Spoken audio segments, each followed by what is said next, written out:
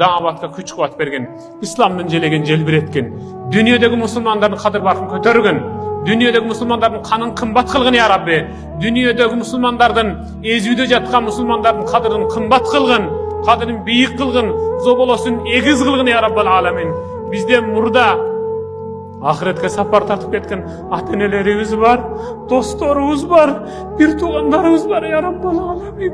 Saparlarını iyilik tuğulgın, cemiş tuğulgın, jatkan jellerin beyiş bağı kılgın, jatkan jellerin beyiş nuru menen nurdantgın, beyişti menen jıtkantın, kabırlarını kenenjana nur tuğulgın, kabın içinden fitne azaplardan özün saktagın, surak savalların jelin kılgın ya Rabbal alamin. Kılgan her bir sajdamızga birden beyiş bergin, jasagan her bir rükûbüzge birden beyiş bergin, okugan her bir namazımızga birden beyiş bergin ya Rabbi. Ya Allah, Allah, Allah. Canım Allah'ım ömrümüzde kançaga çektirdin özün bilesin. Allah'ım bizden canımızda sen özün razı olmayınca al bakın ya Rabbi. Allah'ım günahlarımızı keçirip bitmeyince canımızda al bakın ya Rabbal alamin. Allah'ım sen özün razı olmayınca bizim canımızda al bakın. Allah'ım sen bizim günahımızı keçirmeyince bizim canımızda al bakın ya Rabbal alamin.